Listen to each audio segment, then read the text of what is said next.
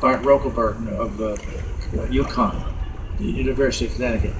It's only 26 miles from where I live, so the program's going very well. At first, they were the only college doing anything about puppets, and a man named Frank Ballard started it. He's gone, unfortunately, but he really created something that's helped a lot of people actually get a degree in it. But what you really need is to lose yourself in the puppet, so that the puppet is the one that wins it for you, not the degree. Let's all give a great big hand now so that when I come around with the microphone, we'll cut to the question and not have everybody saying how wonderful everything was about the film. Let's just do it. They made Elmo as popular as he is. And so... This guy. Don't try to make me pretty. Well, you seem to be very grouchy tonight. What else could I be? I didn't realize we were going to have 6 guests up there, so I guess we can have questions for any of the 6 of you. What did Oscar think of the movie? I thought it was terrible. That's a compliment. Of course, that's a compliment. You're right. How hot was it underneath that Big Bird suit? Was it hot in there, or was it? Well, not generally on the on the TV show, because it's short periods, in and out pretty quickly. But for 8 years, I traveled to the U.S., Canada, even Australia, and other places, conducting symphony orchestras with Big Bird. Oscar would also appear, and that's why the only Muppet I ever created was Bruno, who was the trash man who carried Oscar out, and that way I could get him out on stage without walking out as a real human. And that was when I was doing kind of 2 characters at once. Yeah, I miss Bruno. Is Oscar as good And a... that was when it was hot.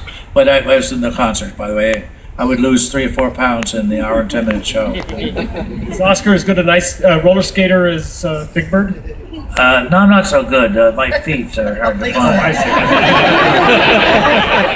But Bruno would roller skate and take me around. I enjoyed the ride. And I would sing my favorite song. Oh, you want me to sing it? No, I didn't say that. Well, I'm going to sing it anyway. Oh, I love trash. Anything dirty or... I hate you.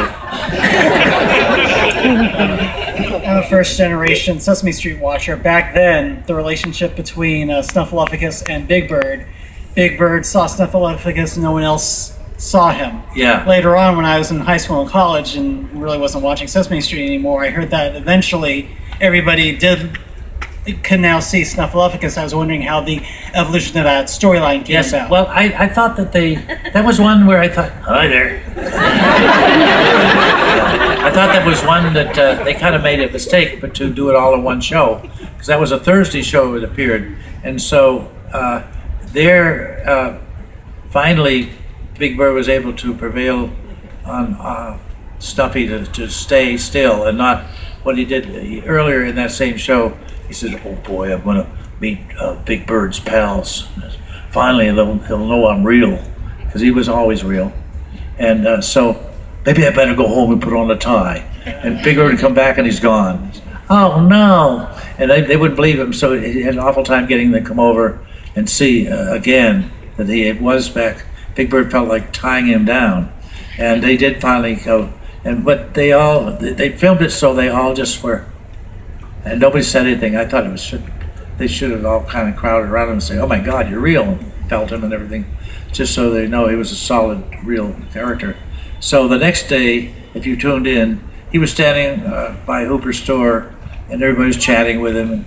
And the only thing missing was him smoking a cigar. I said, well, you just didn't believe, you know. But anyway, I thought it would be more fun if they spent the whole, at least a month, dragging it out in a good way. Like Bob was the biggest disbeliever. He should have seen it and nobody else believed him.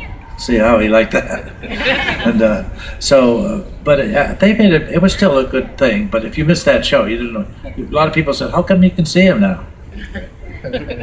Over here, 1 second. Did you have a question? Yes. What was your favorite episode of Sesame Street?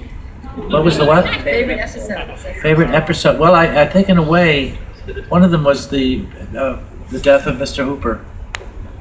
It was just so well written, and it was Norman Stiles. You saw a picture of him in the show being interviewed, and he wrote that. He wrote awfully funny stuff, but I wasn't sure he'd do a great job when I heard he was going to do it, because he was so incredible, and it wasn't. This was a serious thing, and I thought he wrote a fabulous show, and I think that was very moving.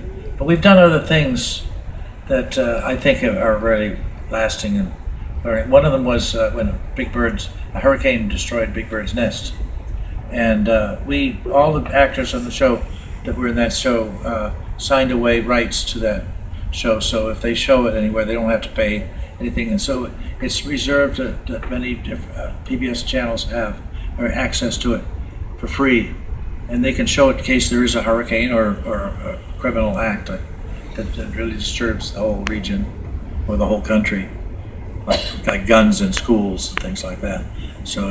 But they can show them locally too, and so that's one that's particularly good too. A few years and also for Carol, was there any particular lesson that you've gotten from Big Bird? Because I have all these lovely moments, and it just is a real honor to see you from the roller skating rink to now. But was there a favorite, something that Big Bird has given you in your mind and your heart in making the film and in performing him all these years?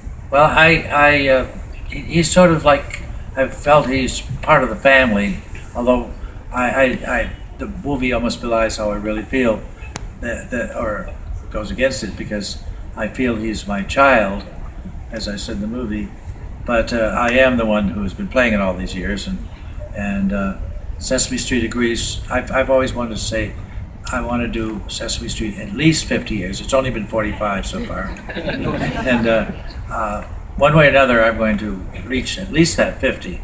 And if it's possible, and you want to do it, and I can do it, we will be going on to, I'd love to do 55 or 60. But that'll take me into 90 and then beyond.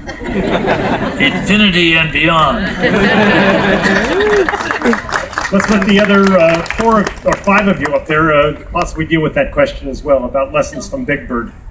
Yeah, I mean, I think our lessons from Big Bird now derive from Carol, and so we just said to someone the other day, when approached with a situation, we now say, well, what would Carol and Deb do in this situation, and how would they do it? And I think that's probably made us all a little bit better people, and so our lessons are probably more from Carol and Deb than they are from Big Bird himself. Yeah, Clay, what did your wife say when she walked out of the premiere? Yeah, in Toronto, my wife walked out. She's like, man, and I kept the movie from her until the big premiere, and she said, man, I just need to be more like Deb. Wow. And I'm like, yeah.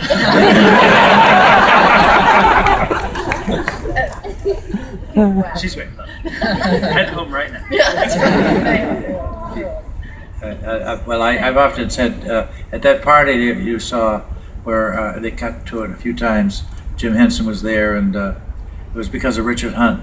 It was my 15th year of Sesame Street, and he caused that party to happen, and I got to sing that Oscar song. Yeah, I didn't get to sing it. Thanks a lot. And he said thank you. Oh. So, but I must say, what's the You were saying the best thing that ever happened. Yeah, well, the best thing that ever happened to me is Deb, and Big Bird is the second best.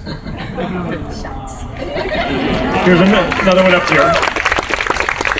Is there anything you learned being a Little white plastic curtain ring, and my middle finger, I could just slide it back and forth, and it pulls little strings that draws his eyelids back, and but that little elastic band just pull them forward. It's just very simple, very high tech, if you don't mind. Yeah, elastic bands.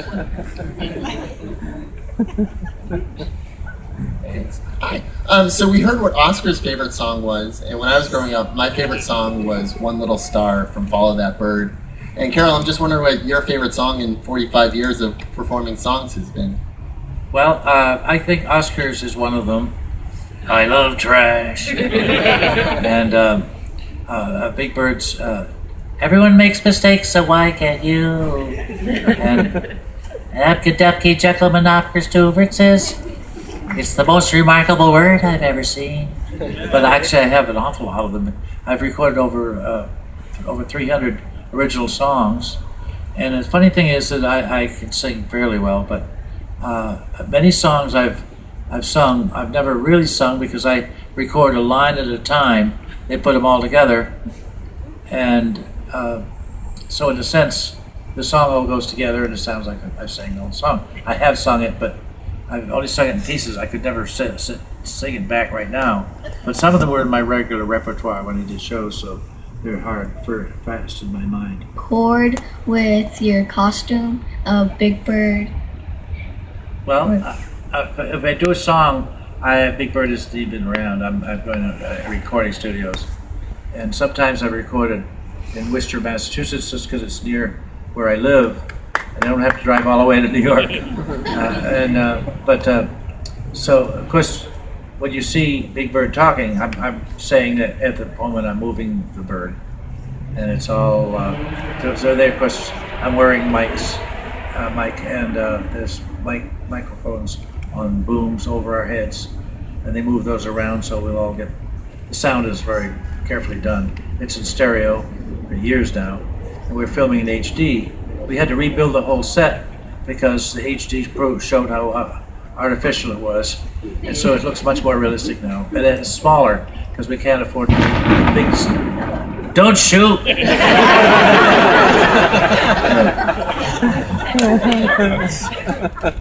Makes me a little nervous. Yes. Hi, I was wondering, since you play Oscar and Big Bird, how did the scenes work where you were both in the same scene? That's a good question. It's often been asked. It's whichever one speaks less in that particular episode, I'll record that one. And if it's a Big Bird, somebody like Matt will be in Big Bird, and but we digitally record the voice that Big Bird is saying, and I'm doing Oscar's live. Or if it's the other way around, we record Oscar's voice and digitally. And digital makes it so much easier than it used to be when it was on tape. So they'd have to try to carefully line it up and stuff, whereas digital, just push a button, it's right there. And so it's pretty simple, actually. And so I never really mind it when I see them both. It's a little bit more work, but it's kind of nice to see both characters talking to each other. How come we only got to see Pickle Puss as a sketch in the film? Yeah. That's a question for the filmmakers. He's a cat. Again, I refer you to the DVD where there'll be lots of Pickle Puss. I like how you're pitching that DVD. When the DVD finally comes out, there'll be a lot of bonus features, and probably the trailers too, I suppose. Because you can still see a lot of it, if you go on to, besides what you saw tonight, if you go to Google, I Am Big Bird. They keep feeding that. It's really nice. My question is actually for the director, producers of the film. I have a lot of questions, but I'll just go with one right now. So this film took you 5 years to make. I'm a documentary filmmaker myself, and I'm kind of just getting started out and working on something that looks like it's going to take me a good 5 years. How do you keep going when you have no funds and you're working other film gigs to keep this thing going? You said you eventually did Kickstarter to get the time. Any other words when you're just getting the film going? I mean, I think you just have to love it, right? We love Carol and Deb, and it was a lot of work. And as awesome as the archival footage is, and Chad, who also, in addition to directing and shooting it, edited the thing, can attest